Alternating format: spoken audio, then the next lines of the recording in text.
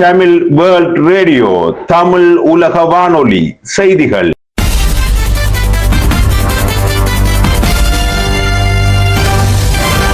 தலைப்புச் செய்திகள். வணக்கம். தமிழுலக வானொலியின் இரவு நேர பிரதான செய்திகளோடு இணைந்து கொள்ளும் நான் லபிதா தர்மசீலன்.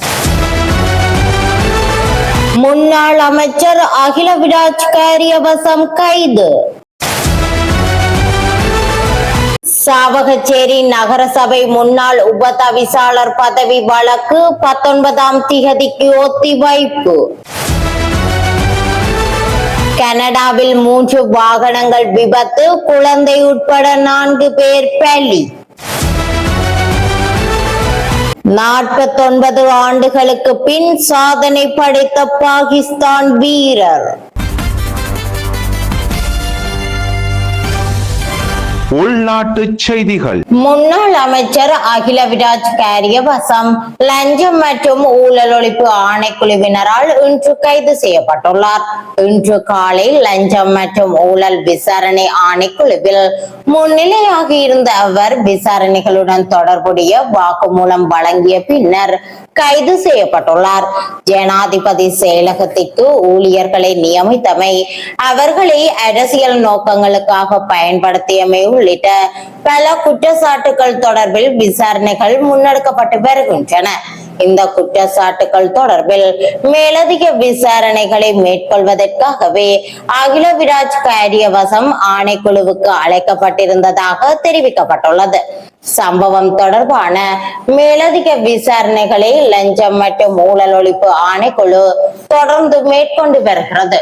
சாவகச்சேரி நகரசபை உப தவிசாளர் பதவி மற்றும் நகரசபை உறுப்புரிமையில் இருந்து தன்னை நீக்கி வடமாகாண ஆளுநரால் வெளியிடப்பட்ட வர்த்தமானி அறிவித்தலை ரத்து செய்ய கோரியும் அதற்கு இடைக்கால தடை விதிக்க கோரியும் ஞானப்பிரகாசம் கிஷோரால் யாழ் மேல் நீதிமன்றத்தில் தாக்கல் செய்யப்பட்ட மனு மீதான வழக்கு கட்டளைக்காக ஆகஸ்ட் மாதம் 19ஆம் திகதிக்கு ஒத்திவைக்கப்பட்டுள்ளது. குறித்த மனு மீதான விவாதங்கள் கடந்த மாதம் நிறைவடைந்த நிலையில் இன்றைய தினம் தீர்ப்புக்காக திகதியிடப்பட்டிருந்தது. இந்த நிலையில் இன்று வழக்கு தீர்ப்புக்காக எடுத்துக் கொள்ளப்பட்ட போது வடமாகாண யாழ் மேல் நீதிமன்ற நீதிபதி சின்னத்துரை சதீஸ்தரன் கட்டளைக்காக வழக்கை எதிர்வரும் 19ஆம் திகதிக்கு ஒத்திவைத்தார். நுவரெலியா மாவட்டத்தில் பெய்து வரும் பலத்த மழை காரணமாக மேல் கொத்மலை நீர்த்தேக்கத்தின் 3 வான் கதவுகள் இன்று அதிகாலை தன்னிச்சையாக திறக்கப்பட்டுள்ளன.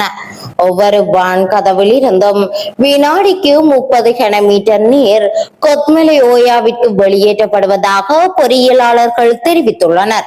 நீர்பிடிப்பு பகுதிகளில் மழை தொடரும் பட்சத்தில் எஞ்சிய வான் கதவுகளும் தன்னிச்சையாக திறக்கப்பட வாய்ப்புள்ளதாக தெரிவிக்கப்பட்டுள்ளது.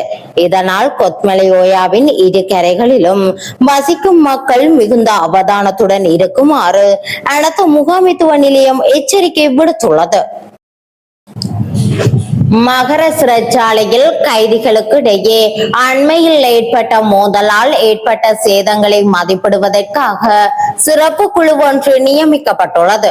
மோதலின் போது சிறைச்சாலையின் சமையலறை, பிரதான சிறை கண்காணிப்பாளரின் அலுவலகம், மறுவாழ்வு பிரிவு உள்ளிட்ட பல்வேறு சொத்துக்களுக்கு கைதிகள் சேதம் விளைவித்துள்ளதாக பதில் சிறைச்சாலைகள் ஆணையாளர் நாயகம் பிரசாத் கேமந்த தெரிவித்துள்ளார். சேதங்களின் அளவை மதிப்பிட்டு பாதிக்கப்பட்ட கட்டடங்கள் மற்றும் வசதிகளை அவசரமாக சீரமைப்பதற்கான பரிந்துரைகளை முன்வைப்பதே இந்த குழுவின் பிரதான பொறுப்பாகும். இதனிடையே சம்பவத்தின் பின்னணி மற்றும் காரணங்களை ஆராய்வதற்காக 3 உறுப்பினர்களை கொண்ட தனி விசாரணை குழுவும் நியமிக்கப்பட்டுள்ளதுடன் விசாரணைகள் ஏற்கனவே ஆரம்பிக்கப்பட்டுள்ளதாகவும் தெரிவிக்கப்பட்டுள்ளது. இதேவேளை மகர சிறைச்சாலையின் உட்பகுதியிலும் அதனை சுற்றியுள்ள பகுதிகளிலும் பாதுகாப்பு நிலைமை தற்போது முழுமையாக இயல்பு நிலைக்கு திரும்பியுள்ளதாக சிறைச்சாலைகள் திணைக்களம் தெரிவித்துள்ளது.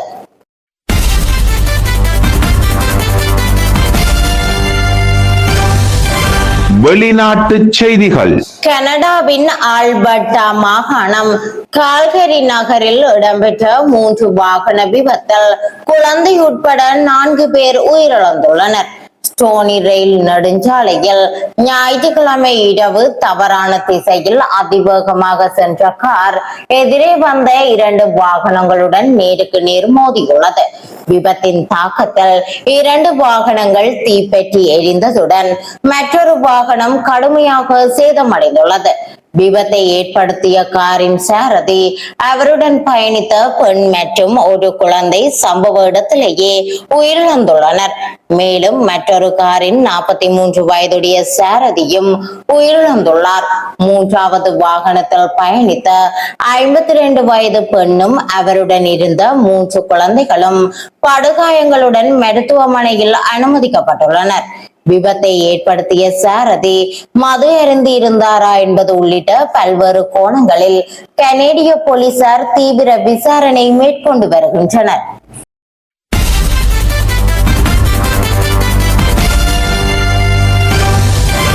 விளையாட்டுச் செய்திகள். மேற்கிந்திய தீவுகள் மற்றும் பாகிஸ்தான் அணிகளுக்கு இடையிலான 2வது மற்றும் கடைசி டெஸ்ட் போட்டியில் 160 ஓட்டங்கள் விளாசி பாகிஸ்தானின் அப்துல்லா ஷாபிக் சாதனை படைத்துள்ளார். மேற்கிந்திய தீவுகள் மற்றும் பாகிஸ்தான் அணிகளுக்கு இடையிலான 2வது மற்றும் கடைசி டெஸ்ட் போட்டி டிரினிடாட்டில் நடைபெற்று வருகிறது.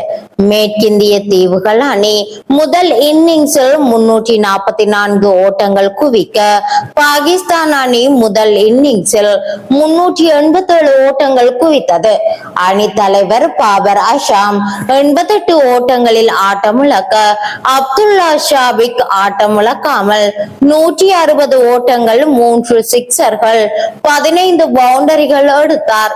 இதன் மூலம் 49 ஆண்டுகளுக்கு பிறகு டெஸ்ட் இன்னிங்ஸில் 150 ஓட்டங்களை கடந்த பாகிஸ்தான் வீரர் என்ற சாதனையை படைத்தார்.